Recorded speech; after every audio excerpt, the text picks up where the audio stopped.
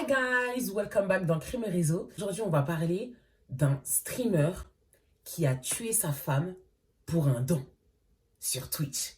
Vous m'avez bien entendu.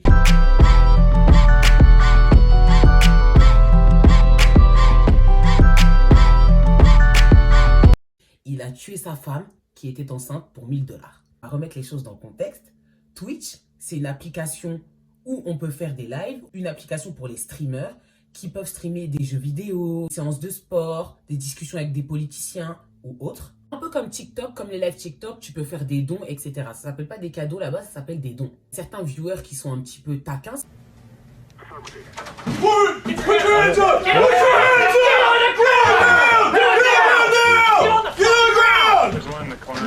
Behind your back! Hands on your back! Put your hands on your back, do it now. Don't you fucking move, you hear me, boy? Got the computer, give me the address. Copy one in custody. What's your name? You have one in custody. Lincoln 2, address is 1221 West Mineral Avenue. Command is at 1241 West Mineral Avenue. Stand up. Separate your feet.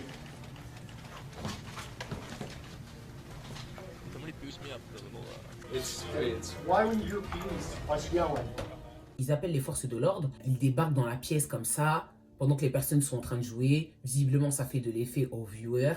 Et voilà le genre de blague qu'ils aiment faire. Donc, on va revenir à notre streamer. Stanislav, 30 ans, a.k.a. Riflé sur Twitch. Il faisait beaucoup de lives, beaucoup de lives sur Twitch. Et je me suis intéressée un petit peu à sa personne. C'est pas le tout de vous raconter une histoire en vous racontant juste l'histoire. Je voulais vraiment, on va dire, poser le contexte. Donc, je suis allée faire mes petites recherches sur Internet. Et j'ai pu constater que ce streamer avait un petit passif. Il y avait quand même des drapeaux rouges très alertants.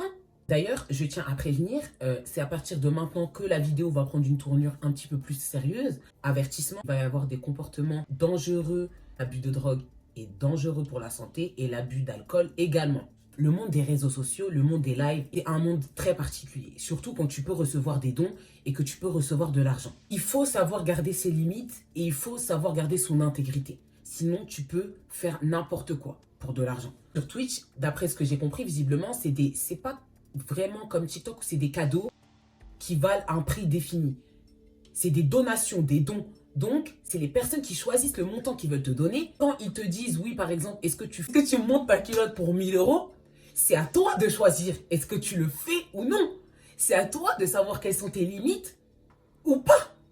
Une fois que ça c'est dit, nous allons rentrer dans le vif du sujet. J'ai fait mes petites recherches. Il y a eu de nombreux drapeaux rouges. Ce que je ne comprends pas, c'est comment Twitch ne fait rien. Comme on peut le constater, et comme vous pouvez surtout l'entendre, sa femme est vraiment mal derrière, vraiment pas bien en train d'agoniser. Et là, il y a un viewer qui lui demande, pour une certaine somme d'argent, de gazer sa femme. On entend la jeune femme crier qu'il est vraiment pas bien. Donc si jamais tu ne te sens pas apte à regarder ça, je t'invite à zapper jusqu'à... Сейчас, Романёк, подожди. Так, раз. Не надо, блядь, так, хуёво. Стас, я хуёво, блядь. Да не надо, не надо. Ты чё, блядь, ну Стас, бля, ей и так хуёво. Переборолся. Она заебала мозги ебать. Ну это вообще пизда. Ты убил её.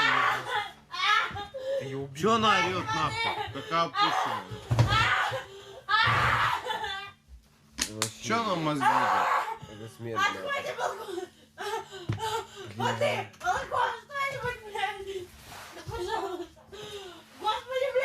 Нахуй мозги ебать, пока она ебать. Pour moi, ça, c'est des drapeaux rouges. Parce que quand tu vois que la personne est capable de faire ça, tu vois que ta femme est déjà extrêmement mal.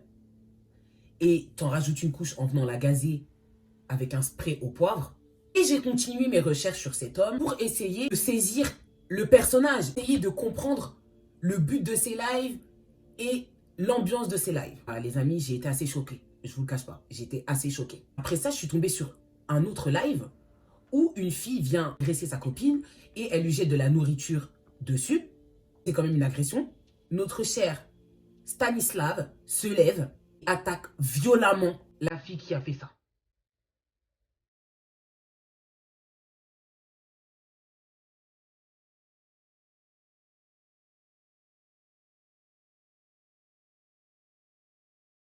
Ça, pour moi, c'est un drapeau rouge énorme. avoir eu un tel déchaînement de violence sur une femme. On ne connaît pas les conditions des lives. On ne peut que avoir des suspicions, des doutes. On ne sait pas vraiment quelle personne servait à quoi dans le live. Est-ce que ces personnes étaient payées pour subir de tels sévices ou non? C'est une réelle question. C'est vraiment triste dans le sens où se réduire à ce genre de comportement pour récolter de l'argent. Mais malheureusement, c'est le monde des réseaux sociaux et voilà le côté sombre des réseaux sociaux. J'ai pu constater qu'il faisait beaucoup de live avec une personne. D'après ce que j'ai compris, cette personne se prénommait Valentin. C'est un élément qu'il faut relever, c'est un élément très important.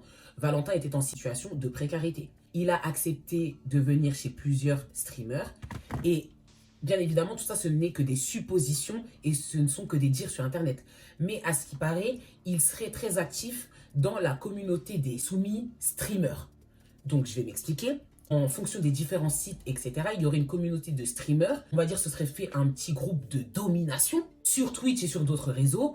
Et il y a certaines personnes, donc comme Valentin, qui aiment être dominés, qui aiment être humiliés et qui se rendraient chez ces streamers, donc chez différentes personnes qui font ce genre de pratique, pour subir ce genre de sévices en live. Valentin se serait rendu chez ce streamer en question, le streamer russe, Rifley, Stanislav, pour subir ce genre de sévices. Comme on peut le constater sur les vidéos, alors j'ai vu des vidéos perturbantes dans le sens où on voit le streamer qui est tout content dans sa salle de bain en train d'uriner dans un petit bocal pour aller le ramener à la personne. Donc après ça, on voit la personne qui boit, qui recrache.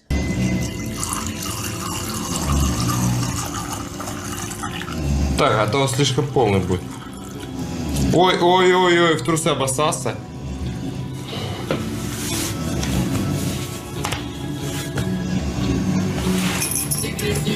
Есть элитный эликсир. 5000 рублей.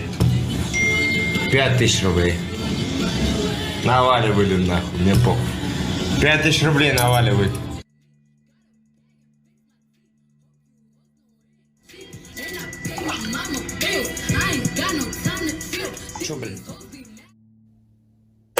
Tout ça, les amis, il faut bien préciser que tout ça c'est fait en live.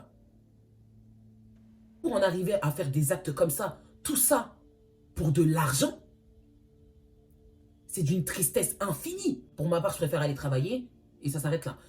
De là à venir humilier les gens et à faire bien d'autres choses. Après ça, j'ai également trouvé d'autres vidéos qui montrent ce streamer en train d'abuser physiquement, psychologiquement, émotionnellement d'une personne en situation de handicap. Assiste à un live où cette personne se fait frapper et rigole, force cette personne à boire des litres d'huile parce que une donation lui a été donnée. Donc quelqu'un lui a donné de l'argent et lui a demandé de lui faire boire des litres d'huile. Tellement voir que les pompiers et les secours sont intervenus. Et tout ça, encore une fois, les amis, en live. Il a également fait, cette personne, se tatouer son prénom sur sa peau. J'arrive pas à comprendre. J'arrive pas à comprendre. C'est une personne en situation de handicap mental, peut-être un retard ou autre, mais encore une fois, tout pour le stream, tout pour les gens qui nous regardent, tout pour les viewers, et voilà le résultat. Sous prétexte qu'ils t'ont donné de l'argent, tu perds tout sens de l'humanité. Les chéris, ça c'est quelque chose, ça... Pendant toutes ces années, ce Twitcher, ce streamer a eu sa plateforme, a créé cette ambiance malsaine et violente pendant toutes ces années, jusqu'au jour où nous sommes arrivés au point de non-retour. C'était une soirée comme une autre où Rifley était en train de faire un live, 1 heure avant, où on voit donc la femme qui est Valentina, qui a l'air un petit peu, peut-être, elle aussi, peut-être qu'ils sont un peu tous les deux alcoolisés, qui la repousse avec beaucoup de violence, elle commence à sortir un couteau. Et donc là, il y a l'ami qui sépare.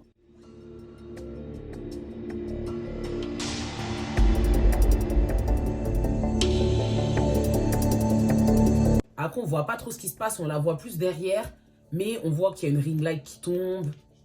On voit que c'est pas très jovial. Et là, un internaute lui demande, en échange de 1000 $, peut-il enfermer Valentina, donc sa compagne enceinte, sur le balcon, en sous-vêtements? Il a dû trouver que c'était une idée extraordinaire. Hop, hop, hop, on s'exécute. Donc, Valentina est sur le balcon pendant de nombreuses minutes. Il faut savoir qu'on est en Russie, là. Hein. Donc, en Russie, le temps, c'est pas une blague. Il fait froid. Les températures, cette période, c'est environ moins de degrés. Voilà. Donc, il faut remettre tout ça dans le contexte. Hein. Un balcon glacé, givré, une femme en sous-vêtements, enceinte. Tout ça pour 1000 $. Puis, il a continué son live.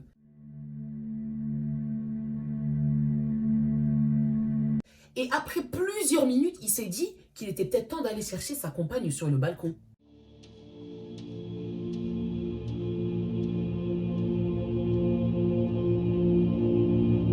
Es-tu en vie, mon lapin? Qu'est-ce qui t'arrive? Vaïla, mince, on dirait que tu es morte. Mon lapin, allez, dis-moi quelque chose. Je m'inquiète, mince, je ne sens plus son pouls. Donc toujours en direct, il décrit la scène à ses viewers. Elle est pâle, elle ne respire plus, les gars, elle ne respire plus. Il se rend compte qu'elle est sans vie. Le tout, toujours en live. Après ça, j'ai envie de dire, en tant que bon streamer qui se respecte, qu'est-ce qu'il trouve de mieux à faire? Il prend le corps de sa femme et il va le mettre sur le canapé. Et il zoome. Il zoome sur sa tête et sur la tête de sa femme.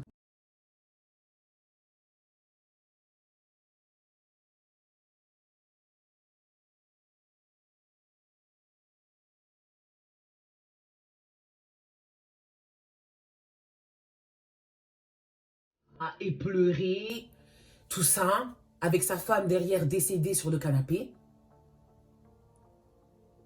Au bout d'un long moment, il se décide quand même à appeler les secours. Les secours vont arriver.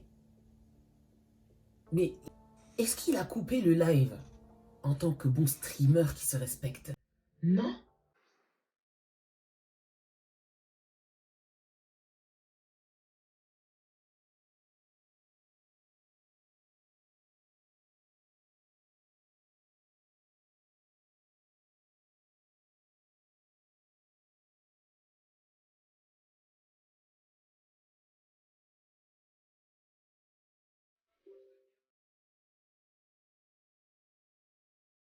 Il a continué le live pendant plus de 3 heures avec sa femme décédée sur le canapé et les pompiers derrière en fond sonore. Pendant tout ce laps de temps, il a quand même continué à animer son live, il a quand même continué à recevoir des dons.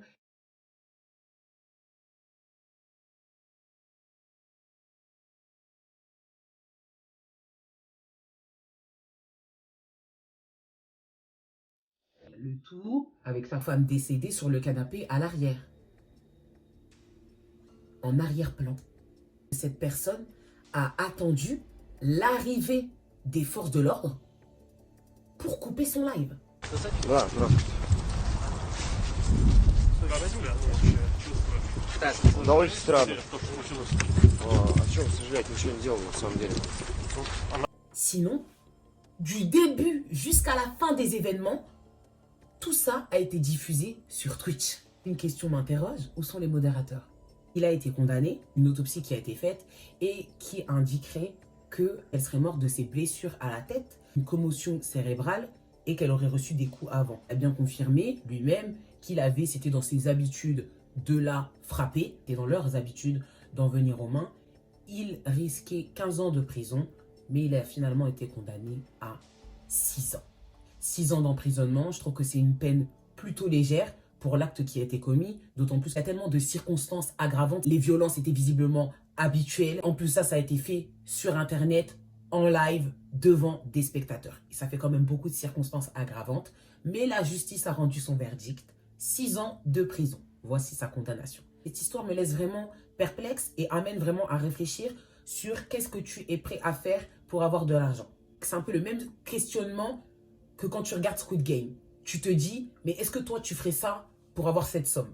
Et bah, il y a des gens dans la face cachée d'Internet, dans la face sombre d'Internet, qui sont prêts à faire beaucoup de choses horribles, tout ça en récompense d'un cadeau, en récompense d'un don, tout ça pour avoir la reconnaissance de personnes au final qui ne connaissent même pas. Tout ça fou comment les lives peuvent prendre une tournure vraiment dramatique quand tu n'es pas maître de ton live et quand tu ne gères pas ton live et que tu laisses les viewers décider de ce que tu vas faire, décider de ton contenu,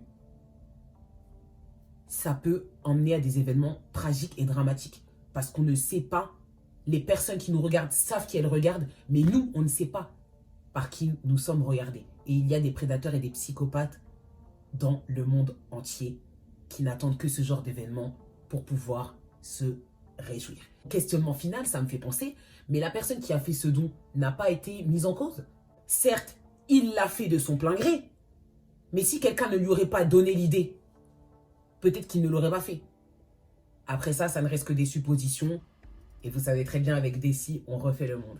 C'est la fin de ce crime sur les réseaux. J'espère que j'aurai pu te résumer l'histoire le mieux possible, avec le plus d'éléments possible. N'hésite pas à me rejoindre sur Snapchat, TikTok et Instagram. Et je te dis à la prochaine pour un nouveau crime en rapport avec les réseaux.